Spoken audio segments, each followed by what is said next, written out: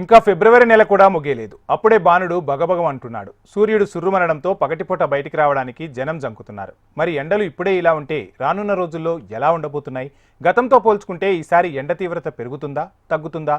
ఇటువంటి అంశాలపై వాతావరణ శాఖ అధికారి శ్రీనివాస్తో మా ప్రతినిధి రజిత ఫేస్ టు ఫేస్. మార్చి నెల అయినా రాలేదు, అప్పుడే బాణుడు బగబగలాడిపోతున్నాడు. ఎండల తీవ్రతకి ఉదయం 10 దాటిన తర్వాత బయటికి రావడానికి ప్రజలు జంకుతున్నారు. అయితే ఎండల తీవ్రత ఈసారి ఇంతగా ఉండడానికి కారణం ఏంటి? రానున్న ఎండాకాలంలో ఈ తీవ్రత మరింత పెరిగే అవకాశం ఉందా? తదితర అంశాలను మనతో పాటు వెదర్ ఆఫీసర్ ఉన్నారు శ్రీనివాస్ గారు, వారిని అడిగి తెలుసుకునే ప్రయత్నం చేద్దాం.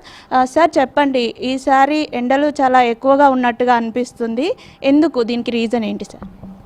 ఎండలు ఎక్కువగా అంటే మనకి యాక్చువల్ ఏప్రిల్ మే నెల నుంచి వేసవికాలం ప్రారంభమవుతుందండి. మనకి ఫిబ్రవరి మార్చి నెలలో శీతాకాలం నుంచి వేసవికాలానికి ట్రాన్సిషన్ మంత్స్. ఈ ట్రాన్సిషన్ మంత్లో ఏంటంటే మనం శీతాకాలం మనకి మినిమం టెంపరేచర్స్ ఎర్లీ మార్నింగ్ 4:30, 5:30 ఆ టైంలో 12 డిగ్రీల నుంచి 15, 16 డిగ్రీలు అట్లా నమోదు అవుతుంటుంది. మళ్ళీ మనకి శీతాకాలంలో మబ్బులు చాలా తక్కువగా ఉంటాయి. దీనివల్ల ఏమవుతుందంటే మనకి సూర్యోదయం అయిన తర్వాత చాలా క్విక్గా అంటే 10, 11 అయ్యేటప్పటికి మళ్ళీ 30, 31 డిగ్రీలు అది నార్మల్ టెంపరేచర్ అయినప్పటికీ సడన్గా ఈ లో టెంపరేచరు 14 డిగ్రీల నుంచి 30 డిగ్రీలు, ఒక 15 డిగ్రీల టెంపరేచరు ఒక 4-5 గంటల్లో పెరిగేటప్పటికి, అందులోనూ మన సగటు మానవ శరీర ఉష్ణోగ్రత 37 డిగ్రీలు. 37 డిగ్రీల నుంచి 12, 14 డిగ్రీలు అంటే ఒక 20 డిగ్రీలు వెనక్కి వెళ్ళి మళ్ళీ దగ్గరగా ఒక 4-5 గంటల్లో 10-15 డిగ్రీలు పెరిగేటప్పటికి చాలా మంట ఎక్కుతున్నట్టుగా ఈ నెలలో జనరల్గా మనకు అనుభూతి కలుగుతుంది. అయితే మా డేటా చూసుకుని 10 సంవత్సరాల డేటాను బట్టి చూస్తే ఇవి అసాధారణంగా ఏమీ పెరగలేదు. ఒక 0.5-1 డిగ్రీ గ్రాడ్యువల్గా మనకి ఈ గ్లోబల్ వార్మింగ్, పొల్యూషన్ ఇష్యూస్ వీటన్నిటి వల్ల జనరల్గా 8-7 పెరుగుతున్నమాట వాస్తవమే, కానీ ఇదేమీ అసాధారణంగా అయితే లేవండి ప్రస్తుతం పెరిగిన టెంపరేచర్లు. అయితే రానున్నది ఎండాకాలం కదా సార్, ఈసారి దేశంలో ఇటు మన 2 తెలుగు రాష్ట్రాల్లో కూడా ఎండల తీవ్రత ఎలా ఉండే అవకాశం ఉంది?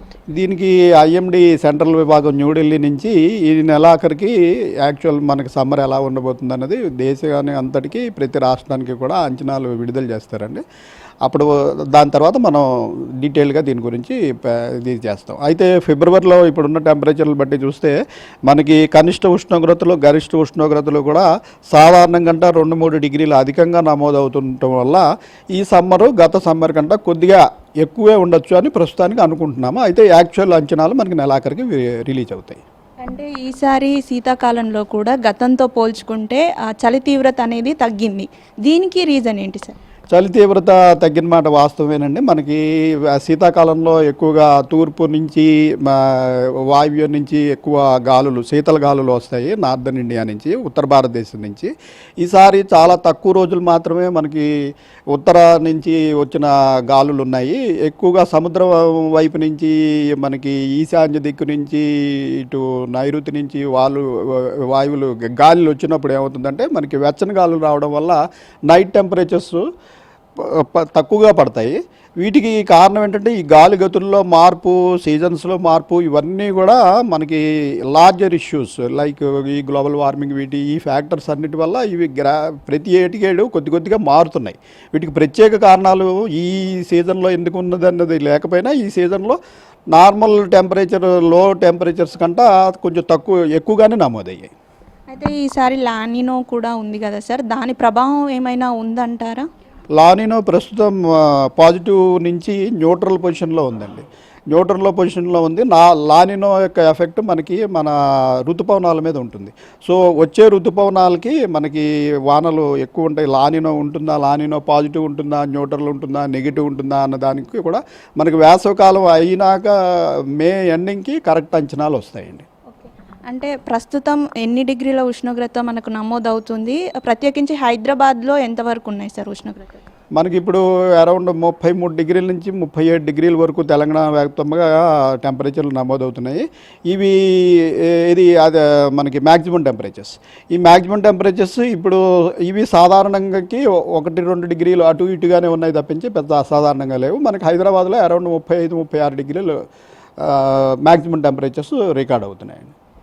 మొత్తంగా రానున్నది ఎండాకాలం కాబట్టి ఏమైనా జిల్లాలకు అలర్ట్స్ ఇచ్చే అవకాశాలు ఏమైనా కనిపిస్తున్నాయా సార్ ఈసారి ఎండల ప్రభావం పైన?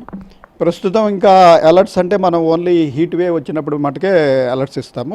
హీట్ వేవ్ కండిషన్ ఏంటంటే 40 డిగ్రీలు దాటి సాధారణం కంటే మరి 5 డిగ్రీలు ఎక్కువ ఉన్నప్పుడే మనం హీట్ వేవ్గా పరిగణిస్తాం. ప్రస్తుతం అటువంటి పరిస్థితులు లేవు. ప్రస్తుతం అందుకని వేసవకాలానికి వార్నింగ్స్ అయితే ఇప్పుడు ఇంతవరకు ఏమీ స్టార్ట్ చేయలేదండి. Thank you. చూశారు కదా, అయితే శీతాకాలం నుండి ఎండాకాలంలోకి అడుగు పెడుతున్న నేపథ్యంలో సాధారణ ఉష్ణోగ్రతల్లో తేడా లేనప్పటికీ కూడా ఎండలు ఎక్కువగా ఉన్నాయన్న భావన వస్తుంది అని అయితే వాతావరణ శాఖ అధికారులు చెప్తా ఉన్నారు. దీంతో పాటు అంటే అటు గ్లోబల్ వార్మింగ్, కాలుష్యం కారణంగా కొంత ఉష్ణోగ్రతలు పెరిగినప్పటికీ కూడా అసాధారణమైన ఉష్ణోగ్రతలు అయితే ఇవేమీ కాదని అయితే వాతావరణ శాఖ అధికారులు చెప్తూ ఉన్నారు. రానున్న కాలంలో కూడా ఈ ఉష్ణోగ్రతల ప్రభావం కొంత ఎక్కువగానే ఉండబోతుందన్నట్లుగా అయితే మనకు వాతావరణ శాఖ అధికారులు చెప్తున్నారు. Video journalist Srikanth, Rajitha, HM TV, Hyderabad.